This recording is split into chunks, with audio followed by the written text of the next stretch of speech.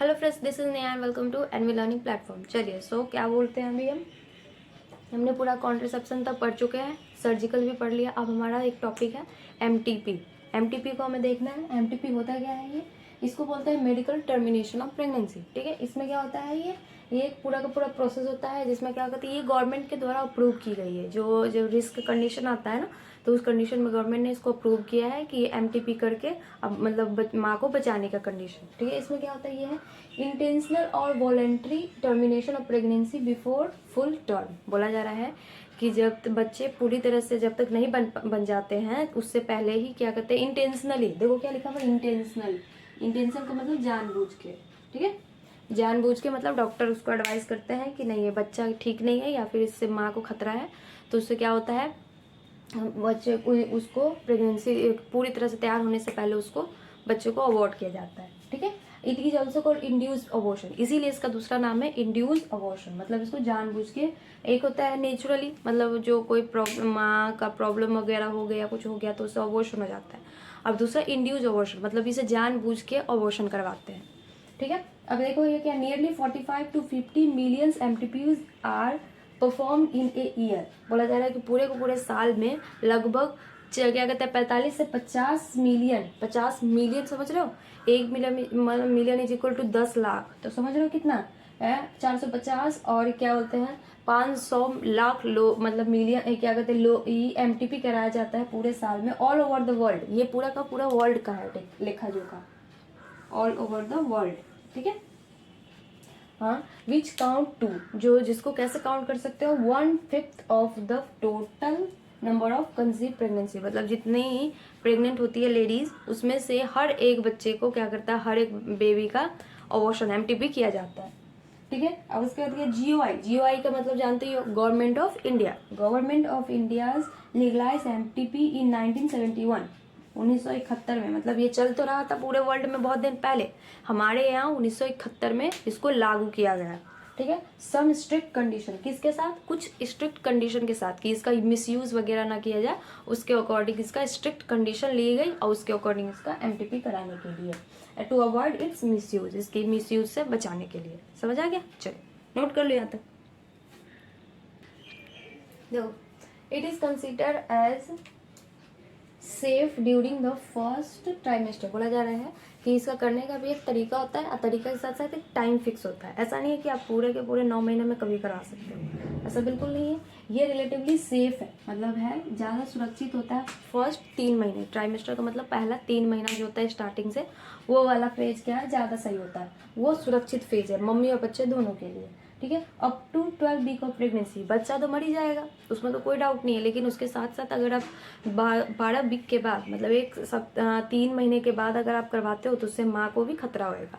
ठीक है, तो ये है 12 वीक मीन्स हो गया आपका फर्स्ट ट्राइमेस्टर तक, क्या है ये सेफ है, उसके बाद आपको प्रॉब्लम होगी। Second trimester abortion are much risky है। बोला जा रहा है जैसे जैसे आप मान लो कि जैसे आपका 3 महीने से ज़्यादा हो गया तो वो सेकेंड ट्राइमेस्टर में चले गए ना, तो उससे जैसे बढ़ोगे तो वो रिस्क बढ़ जाता है। ठीक है, समझिए। देखो एनसीईआरटी पढ़ लेते हैं। चलिए पेज नंबर निकालिए 62। ठीक है, अब देखो क्या लिखा हुआ है यहाँ पे, है कि it need to be emphasise that the selection of a suitable contraceptive. यहाँ ये तो हो गया था हमारा, हमने तो ओवरव्यू पढ़ लिया था। अब एमटीपी है। एमटीपी का मतलब इंटेंशनल एंड और voluntary termination of pregnancy before full term called, उसी को बोलते हैं एमटीपी, मतलब मेडिकल टर्मिनेशन ऑफ प्रेगनेंसी, जो मैंने बता दिया। और इसके बाद या फिर उसको इंड्यूस अबॉर्शन भी बोलते हैं। Nearly 45 to 50 millions MTP are perform in a year all over the world, which account to 1/5 of the total number of convince pregnancy in a year. ये भी बता दिया मैंने। Whether to accept or legalise MTP or not is being debated upon in many countries due to emotional, ethical, religious and social issue involve in it. बोला जा रहा है कि एमटीपी को एक्सेप्ट करने के लिए, कि इसको लीगलाइज करना है नहीं करना है, इसके लिए बहुत सारा डिबेट हुआ। कि मतलब ऐसा है ना कि अब बच्चों, मतलब ये धर्म वगैरह के बीच में आ जाती है, कि लोगों के दिमाग में आ जाती है कि बच्चों को कैसे हत्या कर दे, कि आपने बच्चे की हत्या कर दी, जान ले ली, तो ये सब धर्म की बातें हो जाती है। बहुत लोग मानते हैं, बहुत नहीं मानते हैं, तो वो सब हो गया था, इसीलिए बहुत डिबेट हुई इस पर। फिर क्योंकि इस पे बहुत इमोशनल, कि माँ जुड़ जाती है बच्चों से तो उन्हें बुरा लगता है कि मैं कैसे जान हत्या कर दूँ। इस पे लीथिकल मतलब सोशल वगैरह सारे के सारे इश्यूज आ जाते हैं। इस सब को इन्वॉल्व था, इसकी वजह से बहुत टाइम लगा इसको डिबेट करा हुआ। Government of India legalise MTP in 1971, हमारे यहाँ हमारे देश में 1971 में आई, विथ सब स्ट्रिक्ट कंडीशन, उसमें कुछ बहुत सारे कंडीशन लेके आई कि ऐसा नहीं है कि कोई भी कर दे, एमटीपी कोई नहीं कर सकता, इसके लिए डॉक्टर का प्रिस्क्रिप्शन, उसके साथ साथ आपको एमटीपी करवाना है तो सबसे पहले डॉक्टर का प्रिस्क्रिप्शन लेना पड़ेगा। डॉक्टर का प्रिस्क्रिप्शन लेने के बाद वही डॉक्टर लिखेगा कि आखिर आप एमटीपी कर क्यों रहे हो, उसका कंडीशन क्या है, उसके वजह रीज़न क्या है बेसिकली, ठीक है। टू अवॉइड इट्स मिसयूज, इसके मिसयूज़ को कम करने के लिए, इसके बहुत सारे मिसयूज़ होते हैं, मैं अभी बता रही हूँ, देखो कैसे क्या है इसके अंदर। Such restriction are all the more important to check क्या है इन डिस्क्रिमिनेट, बोला जा रहा है इसको क्यों, क्योंकि डिस्क्रिमिनेट मतलब इसी एमटीपी के तहत क्या होता है, फीमेल फिटिसाइड होती है, मतलब होती है जो भ्रूण हत्या, लड़कियां जो होती है गर्भ में तो उसको मार दिया जाता है और डॉक्टर बोलते हैं पैसे के लिए, कुछ डॉक्टर पैसे के लिए कर देते हैं और उसके बाद बोलते हैं कि एमटीपी करवाया कि बच्चे में प्रॉब्लम थी, तो इसी के वजह से स्ट्रिक्ट कंडीशन, ये क्या बोलते हैं आपको, स्ट्रिक्ट रिस्क हो गया कि बहुत ज़्यादा हत्या होने लगेगी, तो इसकी वजह से गवर्नमेंट ने बहुत ज़्यादा स्ट्रिक्ट होकर इस पर काम किया। And illegal female foeticide which are reported to be high in India, और उसी टाइम में क्या हुआ कि कितना भी कंडीशन रिस्ट्रिक्ट ले आए, लेकिन लोग होते हैं जो एक होता है ना कि चोर, तो चोर कितना भी सेफ कर दो चोर तो चोरी करेगा ही, यही वाला कहावत है ना, तो वैसा ही है, कितना भी गवर्नमेंट ने अप्रूव किया लेकिन कुछ डॉक्टर्स पैसे के लिए एक एमटीपी के तहत लड़कियों को हत्या कर देते थे, भ्रूण हत्या जिसको बोलते हैं, लड़कियों को पेट में मार देते थे, अब बोलते थे कि एमटीपी करवाया कि उस बच्चे में प्रॉब्लम है, समझ रहे हो, तो वो बहुत ज़्यादा इसी टाइम पे बहुत ज़्यादा रिस्क हो गया, बहुत हाई लेवल तक चला गया ये भ्रूण हत्या का केस।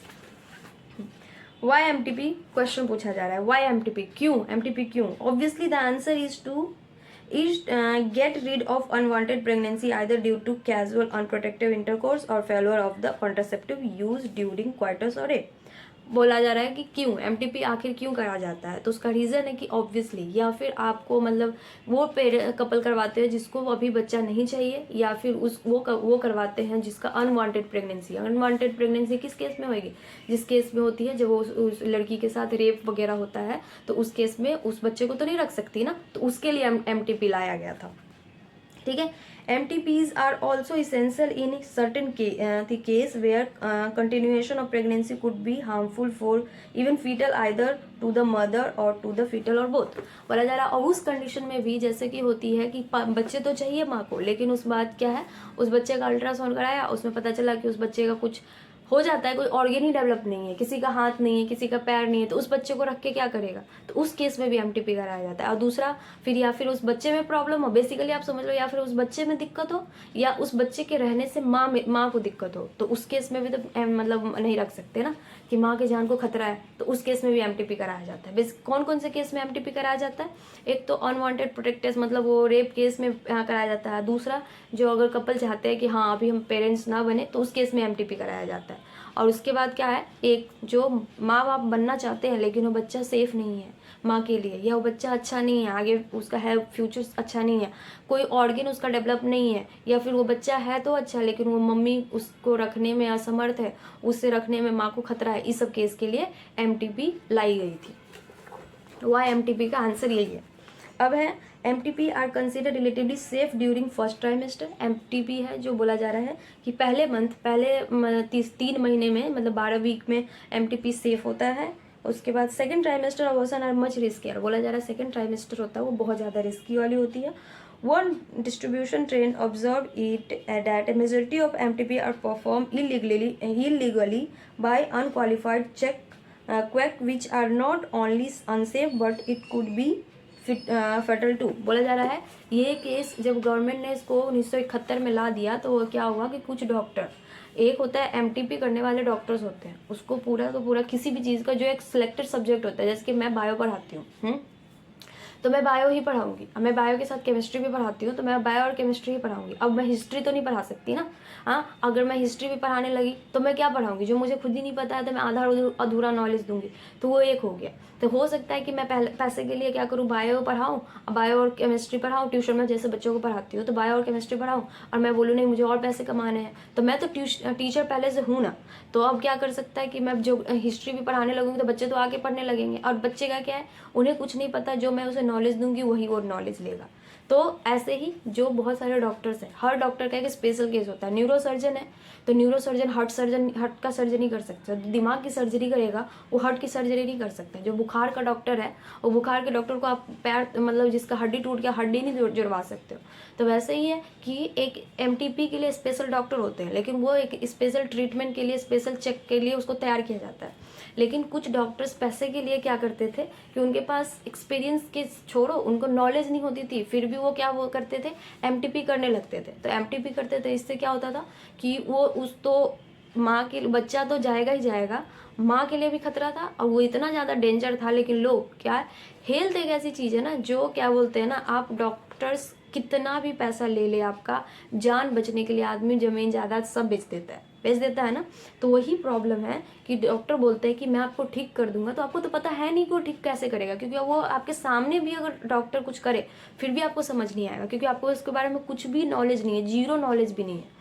तो उसके लिए क्या है, वो जैसा करेगा आप तो सोचोगे कि बेटर ही कर रहा है, और किसी के भी एक्सपीरियंस से या फिर किसी के सिर पे तो लिखा नहीं रहता कि वो कैसा है। तो वही प्रॉब्लम थी कि कुछ लोग करते थे जिसकी वजह से इतना खतरनाक था कि माँ बच्चा के साथ साथ माँ भी मर जाते थे, समझ रहे हो, और वो बस पैसे के लिए कर लेते थे। Another dangerous trend in this is misuse of amniocentesis to detect the sex of the unborn child। और इसी का सबसे एक और दूसरा क्या है डेंजरस ट्रेंड चल गया था कि एमनियोसेंटेसिस मैंने बता रखा है। एमनियोसेंटेसिस होता है तो उसमें क्या करता है कि एमनियोटिक फ्लूइड से आप बच्चे का लिंग पता कर सकते हो, मीन्स मेल है कि फीमेल है आप वो पता कर सकते हो। तो वो मेल और फीमेल पता कर लेते हैं, तो उससे क्या हो जाता है हमारा कि वो पता कर लेते थे एमटीपी के तहत, वो एमनियोसेंटेसिस ले लेते थे, एमनियोसेंटेसिस से मेल और फीमेल पता कर लेते थे, पता चलता था फीमेल है तो फीमेल है तो क्या कर देता था उसको बाहर क्या बोलते हैं उसको सीधे का सीधे वो उसको फीमेल फिटिसाइड मतलब उसको अबॉर्ट कर देते थे। Frequently if the foetus is found to be female, वही बोला जा रहा है कि अगर फीटस फीमेल पाई गई तो it is followed by MTP. MTP के नाम लेकर उस बच्चे को टोटली क्या करता मार देता था कि हम इसका एमटीपी कर रहे हैं। एमटीपी अगर कर रहे हैं तो दिमाग में एक ही चीज़ आता है कि या फिर वो माँ के लिए डेंजर है या बच्चे के लिए डेंजर है या वो नहीं चाहिए, ये नहीं सोचता है, और उसी के तहत उसी नाम पे वो एमटीपी का नाम लेकर और उस बच्ची को मार देता था। वो बच्ची हेल्दी हो या ना हो मतलब नहीं है। It is totally against the law, ये पूरा क्या कहता पूरा का पूरा लॉ के अगेंस्ट था, बट इट क्या बोलते हैं व्हाट इज लीगल, वो लीगल नहीं था फिर भी उसको कर देते थे। Such practice should be avoided, इस प्रैक्टिस को अवॉइड करने के लिए because of these are dangerous both for excuse me, चलिए ठीक है। सो देखो अब क्या है, such counselling effective counselling on a need, बोला जा रहा है on the need to avoid unprotected quarters और risk factor involve in illegal abortion as well as providing more health care facilities could reverse the mentioned unhealthy trend. बोला जा रहा है ये जो एमटीपी किया जा रहा था बेसिकली वो इस सब से किया जा रहा था ना, जितने भी रिस्क वगैरह है उसको कम करने के लिए, यही इसका मतलब है। अब देखो अभी एक कोने में पेज नंबर 62 में आपको पूरा एमटीपी का दिया हुआ है, इसको भी पढ़ लेते हैं, मैंने लिखवा दिया है बट पढ़ लेती हूँ, एनसीईआरटी पढ़ना बहुत जरूरी है।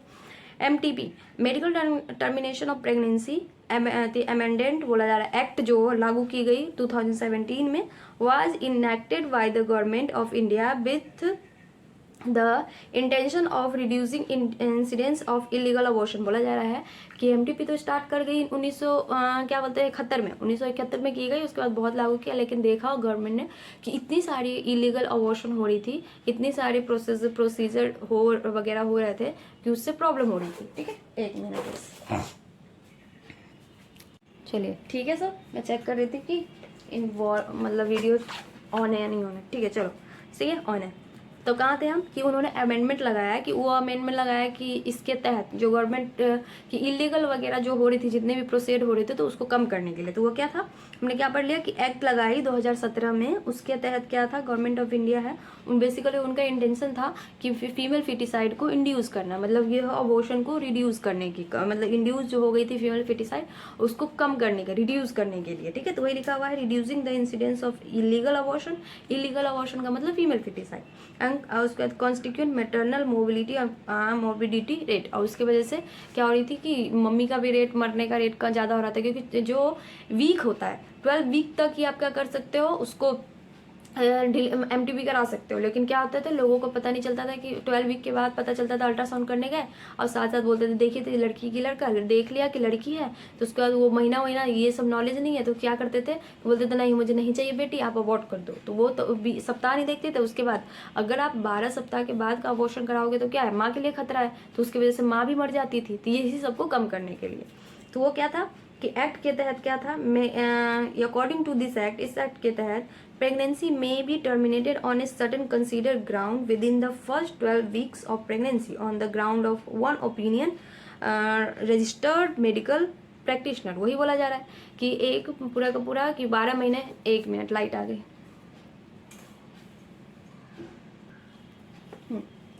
तो वही कहा थी मैं कि 12 महीने का जो आपका था उसका मतलब करना ही पड़ेगा। कहा थी मैं, तो उन्होंने क्या कहा कि 12 वीक्स 12 वीक्स का जो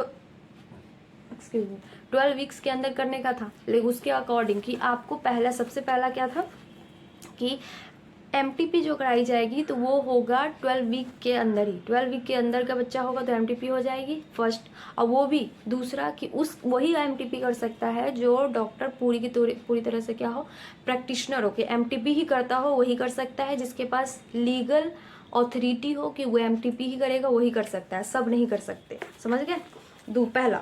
अब उसके बाद है अगर but fewer more than 12 weeks बोला जा रहा है, अगर 12 वीक के मतलब जिससे ज़्यादा हो लेकिन 24 वीक से कम हो तो उसके केस में क्या होगा, 2 प्रैक्टिशनर चाहिए, 2 मेडिकल प्रैक्टिशनर चाहिए, वो दोनों का ओपिनियन सेम मैच करना चाहिए, तभी आप MTP करा सकते हो। उसका मतलब ये था कि दोनों को दोनों ये।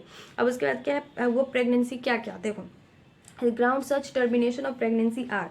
उसमें क्या है, पहला the continuation of pregnancy could be race involve. वो बोला किस कंडीशन में आप MTP करा सकते हो, तो उसका है कि 24 वीक के अंदर है, मतलब 12 वीक से ज़्यादा हो गया तब कौन से कंडीशन है तभी MTP करा सकते हो, उसका केस है। Continuation of pregnancy would involve risk to the life of the pregnant women और the grave of injury physical और मेंटल हेल्थ। बोला जा रहा है कि वही करा सकता है जिसका उसको देखेगा डॉक्टर, देखने के बाद प्रैक्टिशनर कहेगा नहीं इस बच्चे को रखने से क्या होगा, माँ को खतरा है, जानलेवा खतरा है, या फिर बच्चा मेंटली अच्छा नहीं है, तभी करा सकते हो। दूसरा, there is a substantial risk that the child were born and suffer from physical mental. यही कि वो तो पहला बच्चा माँ के साथ कोई प्रॉब्लम है, दूसरा कोई बच्चा है जो फ्यूचर में जाके उसको प्रॉब्लम होने वाली है कि उसको मेंटली इशू है, मेंटल रिटार्ड बच्चा पैदा हो रहा है या मेंटल रिटार्ड बच्चा ग्रोथ कर रहा है, तो उस सब केस में। समझ गया, तो यही 2-3 टर्मिनेशन लगाई थी। उसके बाद क्या गवर्नमेंट ने पूरी तरह से अप्रूव करा। ठीक है, तो ये हमारा MTP है, इसके अकॉर्डिंग MTP के तहत चला दी। इसको भी लास्ट में गवर्नमेंट ने बहुत ज़्यादा मतलब चेंजेस लाते गए, लेकिन क्योंकि लोग रुकने वाले नहीं होते, जो लोग गलत काम करते हैं वो गलत काम करते जाते हैं। अभी भी फीमेल फेटिसाइड होती है, ऐसा नहीं कि नहीं होती, अभी भी आपको बाहर लिखा रहेगा बोर्ड पे, किसी भी अल्ट्रासाउंड या किसी भी चीज़ में जाओ, किसी भी हॉस्पिटल में जाओ, बाहर बड़े बड़े अक्षरों में इतना लंबा लंबा चौड़ा बोर्ड पैम्पलेट बनी रहती है कि भ्रूण हत्या पाप है, ये इसको करने से जुर्म, ये यहाँ ये नहीं की जाती है। या फिर वो लिखा रहेगा कि इसको अगर आप इसको करवाते हैं तो इतने 5,000 10,000 20,000 जुर्माना होगा। और वही डॉक्टर अंदर बैठा है, वही आपका चेक करता है और वही आपको जेंडर बताता है। ऐसा भी होता है। तो आप ये सब चीज़ें अभी भी चल रही हैं। सो गवर्नमेंट इसके ऊपर, ये इलीगल है तो चोरी छुपे लोग करते ही करते हैं, तो इसी सब को बंद करने के लिए गवर्नमेंट अभी भी बहुत सारा इस पर काम कर रहे हैं। ठीक है, चलिए नोट कर लीजिए इसको। चलिए ठीक है, अब देखो, अब है STDs क्या होती है, सेक्सुअली ट्रांसमिटेड डिजीज, या फिर STIs भी बोलते हैं इसको, मतलब सेक्सुअली ट्रांसमिटेड इन्फेक्शन। देखो क्या होता है ये उसका नेम है, full form, infection which are transmitted through sexual intercourse. मतलब बोला जा रहा है सेक्स करने के तहत आपका क्या बोलते हैं, जो डिजीज़ आएगी तो उसको हम बोलते हैं सेक्सुअल इंटरकोर्स। हो गए, और उसके अकॉर्डिंग जो मतलब डिजीज़ फैलेगी तो उसको बोलते हैं STDs। अब देखो, इट इज ऑल्सो कॉल्ड, इसको दूसरा नाम ये भी बोलते हैं, RTIs भी बोलते हैं, मतलब रिप्रोडक्टिव ट्रैक्ट इन्फेक्शन। मतलब आप सेक्स करते हैं तो किस ऑर्गन से करते हैं, रिप्रोडक्टिव ऑर्गन, तो इसके लिए इसका नाम है RTIs। ठीक है, अब देखो क्या है, their incidence are reported to be very high among persons and the age group of 15 to 24 age. बोला जा रहा है कि 15 से 24 साल के एज के मतलब लोगों में इसका जो बीमारी है बहुत ज़्यादा मात्रा में पाया गया था, मतलब उसको बहुत ज़्यादा रेशियो में मिला था। क्यों? क्योंकि ये एक एज है, ये एडोलेसेंस वाली एज होती है हमारी, 15 to 24 एज। इस एज में क्या होता है, हम पहली बार इस फेज से गुजरते हैं। इस फेज से गुजरते हैं तो हमारे बॉडीज़ में बहुत सारे चेंजेस आते हैं। जैसे फिजिकल चेंज आने के साथ साथ हार्मोनल चेंज आते हैं। हार्मोनल चेंज आते हैं जिसके केस में क्या करते हैं, आपस में इंटरेक्शन, जो बॉयज़ और गर्ल्स का इंटरेक्शन होता है तो हम कंट्रोल नहीं कर पाते। हम आपस में एक दूसरे को देखते हैं तो हम अट्रैक्ट होते हैं, तो फिजिकली अट्रैक्ट होते हैं। बेसिकली यही है प्यार वगैरह जो होता है, वो जो एक एज का होता है, वो जो बोलता है ना दिल का प्यार, कुछ दिल का प्यार नहीं, दिल में तो इमोशन होता ही नहीं। ये सब होती है जो फिजिकल अट्रैक्शन होती है कि सामने वालों को आपने देखा, वो आई टू आई कांटेक्ट हुई, उसके बाद क्या बोलते हैं बॉडी स्ट्रक्चर वगैरह देखा तो आपको अच्छा लगता है। ठीक है, कि ऐसा है कि कभी भी आपको किसी भी गंदे लोगों को, गंदा मीन्स मैं बोल रही हूँ कि थोड़े से जो खूब सुंदर नहीं है, बहुत सुंदर नहीं है, उस लोगों को देख के आप अट्रैक्ट क्यों नहीं होते? उस जिसका बॉडी स्ट्रक्चर ज़्यादा अच्छा नहीं है तो उसको देख के अट्रैक्ट क्यों नहीं हो जाता कि अब उसके उसके उसके प्यार नहीं होता? क्यों नहीं होता? सोचने वाली बात है। तो ऑब्वियसली आप उसके बॉडी स्ट्रक्चर को देख के ही प्यार होता है, तो अट्रैक्शन हो जाती है। इस एज का बात कर रहे हैं तो इस एज में बात हो अट्रैक्शन हो जाती है, तो उसमें आपस में एक दूसरे को हार्मोनल, इतना हाई लेवल पे हार्मोनल बैलेंस होता है हमारा।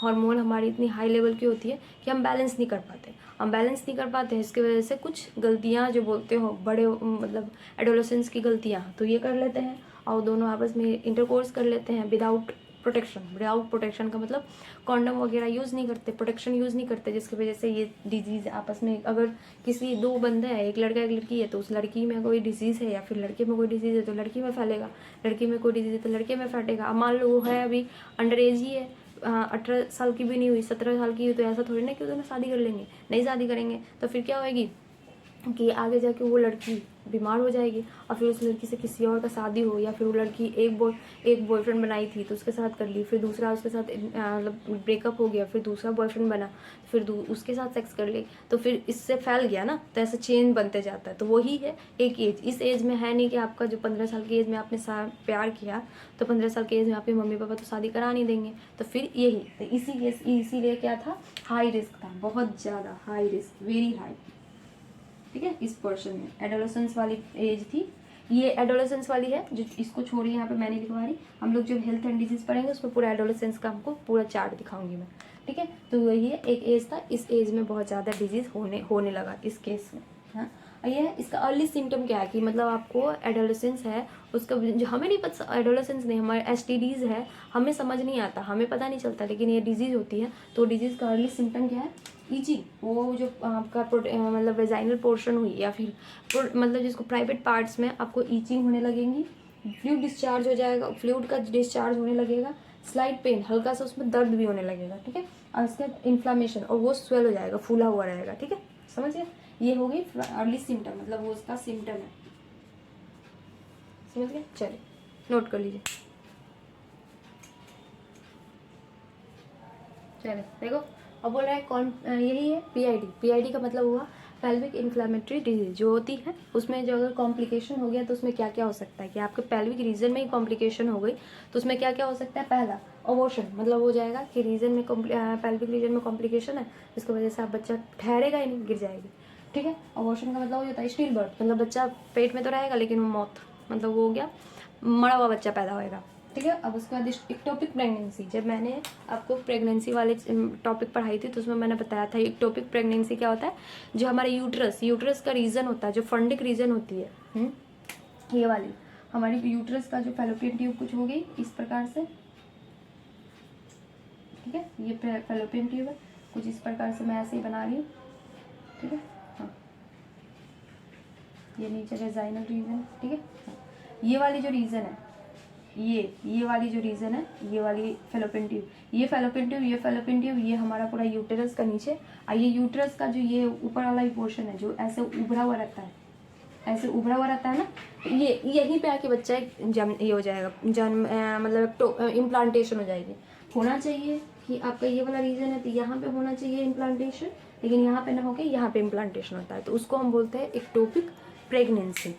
समझिए, अब उसके बाद इनफर्टिलिटी, जो आगे वाला टॉपिक है कि इनफर्टिलिटी मतलब आगे जाके मतलब इस डिजीज़ हो गई उसकी वजह से आगे आप माँ बाप नहीं बन सकते, बच्चा जन्म नहीं दे सकते।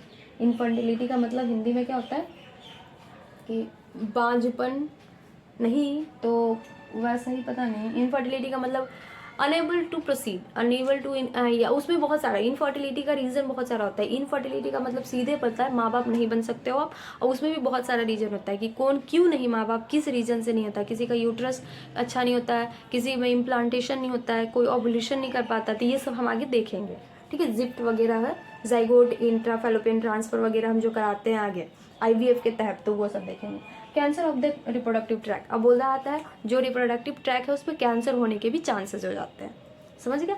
अब है प्रिवेंशन, मतलब ये सब तो आपको डिजीज़ क्या करनी, अब बोला जा रहा है कि प्रिवेंशन क्या है, कि मतलब इस डिजीज़ से PID वगैरह STDs वगैरह से कैसे बच सकते हैं। तो उसका देखो, सबसे पहले avoid sex with unknown partner, बोला जा रहा है अननोन पार्टनर या मल्टीपल पार्टनर, बोला जा रहा है कि आपको, कि जिसको आप नहीं जानते हो, जिसको पर्सनली नहीं जानते हो, उसके साथ सेक्स नहीं करना चाहिए। दूसरा कि क्या बोलते हैं मल्टीपल पार्टनर, मतलब आप पहले से मैरिड हो या ना मैरिड हो, जो भी हो, आप पहले से एक पार्टनर है उसके साथ साथ आप 3-4 पार्टनर के साथ सेक्स ना करें। दूसरी बात, always try to use condom, बोला जा रहा है always try to use condom, बोला जा रहा है हमेशा कॉन्डम यूज़ करना चाहिए हमेशा आपको कोइटस के लिए। मतलब हो जा रहा है कि आप जब रिलेशन बना रहे हो, सेक्स कर रहे हो, तो उसके लिए आपको क्या चाहिए, कॉन्डम हमेशा यूज़ करना चाहिए, ठीक है। इसीलिए गवर्नमेंट ने निरोध, हमारी गवर्नमेंट ने निरोध जो हमें दी थी, गवर्नमेंट देती है ना सरकारी अस्पतालों में, तो वो निरोध देती है, समझ गए। कॉन्डम का मैंने कॉन्डम पढ़ाया था, उसमें भी बताया था कि क्या करता है वो, STDs वगैरह से, यही बैरियर मेथड STDs वगैरह से प्रोटेक्ट करता है। बाकी कोई मेथड STDs से प्रोटेक्ट नहीं करता, बस कॉन्डम ही है जो STDs से हमें प्रोटेक्ट करके रखता है, समझ गया। चलिए चलो NCERT पढ़ लेते हैं।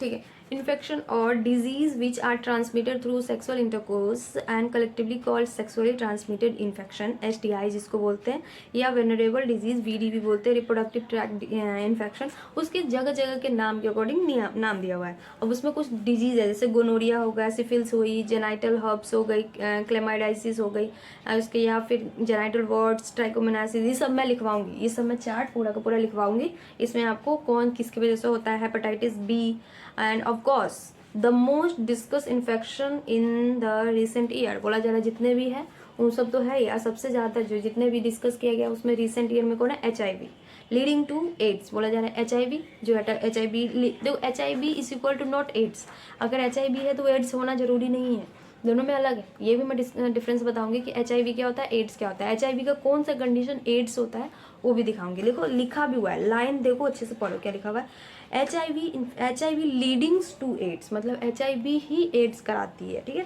सम are some of the most common STDs, जो कुछ कॉमन STI या STDs है।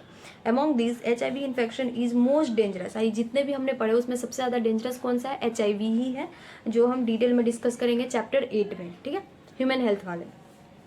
Some of these infections like hepatitis B, HIV can also be transmitted by sharing infection, बोला जा रहा है कि ये सब है जो आपको इन्फेक्शन नीडल वगैरह जो चेंज कर से कैसे कैसे ट्रांसमिट होता है, ये भी है, ये भी मैं लिखवा दूंगी कि ट्रांसमिट कैसे होता है, पहले पढ़ लो। Infection sharing the infection needle, surgical instrument ETC with blood portion, transfusion of blood and from the infected mother to the fetus except, चलिए ये वाला क्या करते हैं, यहीं तक रहने देते हैं आज, क्यों, मैं यही ये इसका एक लाइन बचा हुआ है वो लिखवा देती हूँ, ठीक है।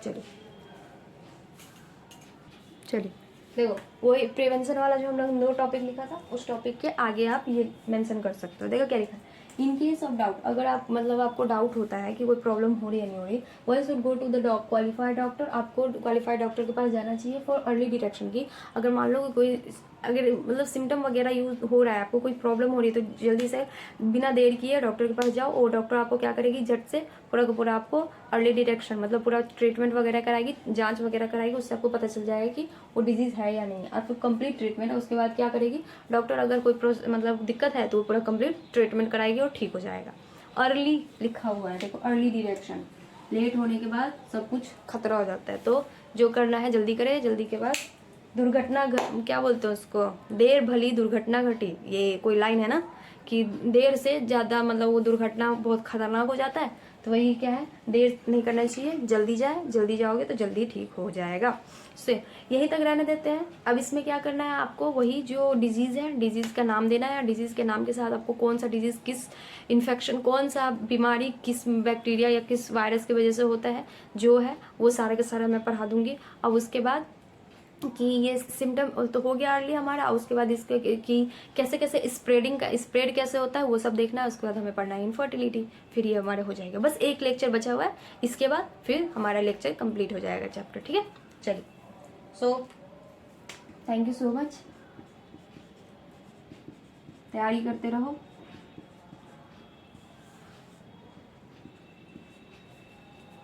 ठीक है, एग्ज़ाम का डेट बहुत बहुत नज़दीक है, 7 को। अगर 7 को हुआ तो हुआ, नहीं तो बहुत ज़्यादा ऐसा दिखा रहा है कि अभी एडमिट कार्ड वगैरह नहीं आया है। तो एडमिट कार्ड नहीं आया तो पोस्टपोन होने की चांसेस वगैरह देख लो, लेकिन अपना कंटिन्यूटी लगाते रहो, क्योंकि अगर आप पोस्टपोन होने के चक्कर में फंसते हो ना तो बहुत प्रॉब्लम हो जाती है, समझ रहे हो।